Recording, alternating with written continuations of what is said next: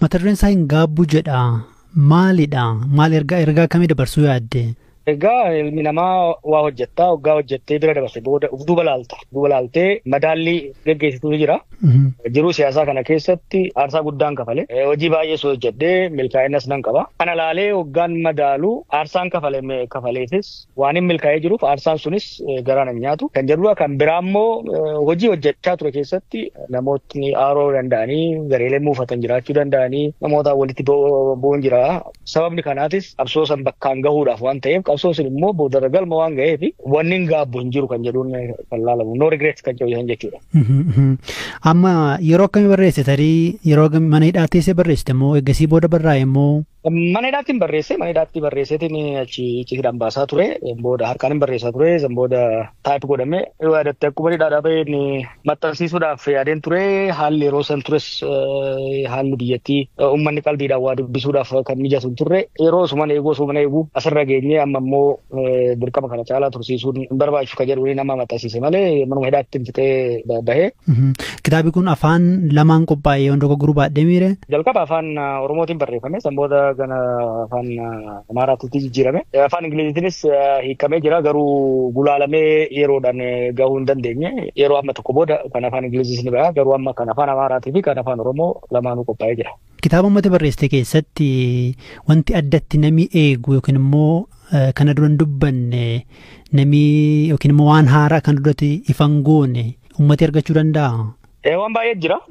Waan hojjetame gartee waggoonni keessa dabarre kun yeroo waa hedduun saffisaan jijjiiramaa turani. Kanaaf waan baay'ee argatu jedhee yaada.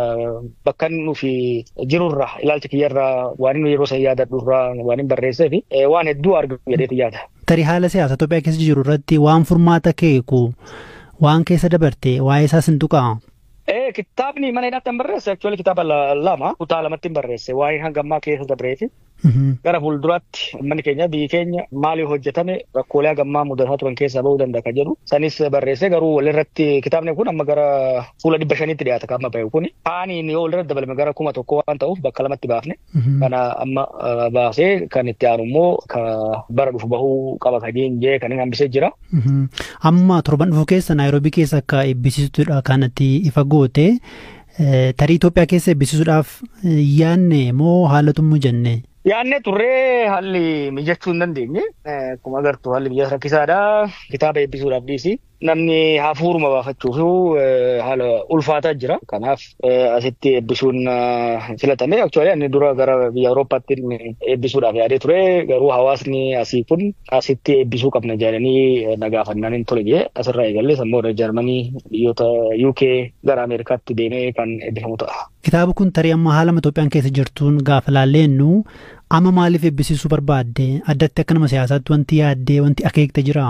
Haalli siyaasaa Itoophiyaan fooyya'aa jedhee yaadaan ture. Akkuma yaadatte gaaniidhaa bahuun akka duritti barreessuus dubbachuus dhiisee hojii baay'ee lafuma jala hojjechaa ture. Qondaalonni biyya sanii garuu homaa wanti jijjiiramas hin jiru.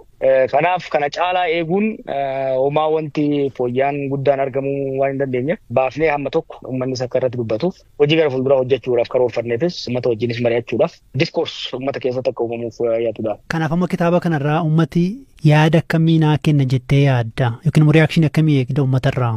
Wanni guddaan aadaan waa barreessuu akka jiraatuuf uummata afoolaatti uummata oral societyidha uummanni keenya kuni. Namni keenya kun mataa mataatti osoo gadi taa'ee mataa ofiitiittu jireenyi namni keenya keessa dabare mataa mataatiin keessa dabru kitaaba tokko ta'a. Garuu waan hin barreessineef gaafa namni sun lubbuun dabru seenaan inni keessa dabre sunis hojiin inni hojjetame rakkoon inni arge bal'oon inni arge achumaan wajjin awwaalama jechuudha. Kanaafi wanni guddaan ani kitaaba kana barreesseef waan an keessa dabre yoon lafa kaa'e dhaloonni itti dhufu ilaalcha kiyyarraa waan an keessa dabreerraa waa hubachuudhaan uummata isaatiif nadaran dogongore sirreessa hojii gaarii an hojjedheerraa barachaa uummata keenyaaf bu'aan nuti buufni caalaa dachaan buusuudhaaf isa gargaara jedhee waan yaadeef kanaafin galmeessuu barbaade beekii mana kana hidhaatti yeroon barreessutti yeroo san mana hidhaa san keessa lubbuun nan bara jedhee yaadaan turre. Kanaaf wanni ani keessa dabree na wajjin awwaalamuun qabu yaada jedhuun barreessee baasaa ture. Boodas kaammas hoggan laalu wanni barraa'e kun uummata bira gahuun dhaloota dhufuuf waa takka guduunfuu ta'a jedhee yaadetiin bifa saniin dhiyeesse. Mana hidhaatii lubbuudhaan nan baay'ee yaadneette tarii addatti wanti kana dura nuti hin dhageenye wanti si mudatee jira moo haalli manumti hidhaa si hin mijanne? Waan baay'ee jira kitaaba keessatti agarta. Gaafuma qabamne irraa kaasee gaafuma qabne sanuu lubbuudhaan qabamne mana hidhaa seenuun raajii waaqaati. San boodas mana hidhaattis waa hedduu ture kana hunda keessa dabree lubbuun ba'uun kiyya anaa ona ajaa'iba. Garuu yeroo mana hidhaa ture sanitti wantoonni dhaga'amu, wantoonni an argu, wantoonni odeeffannoon nagaan irraa ka'ee lubbuun achi keessaa bahee seenaa kana himuu nan danda'ee waan hin yaadneef barreessee. Kan biraa immoo manni hidhaa yeroo sii kenna kun yeroo tasgabbooftee barreessuudhaaf qabda. Hojii biraas hin qabdu. Barreessuuf dubbisuun alatti kanaaf saniifis na gargaare. Akeekni guddaan garuu mana hidhaa san keessatti yoon mana hidhaa san keessaa lubbuun ba'uu baadde manni keenya waan tokko waan an keessa dabre akka beekuu fi dhaloonni dhufus akka waan tokko irraa hubatuuf.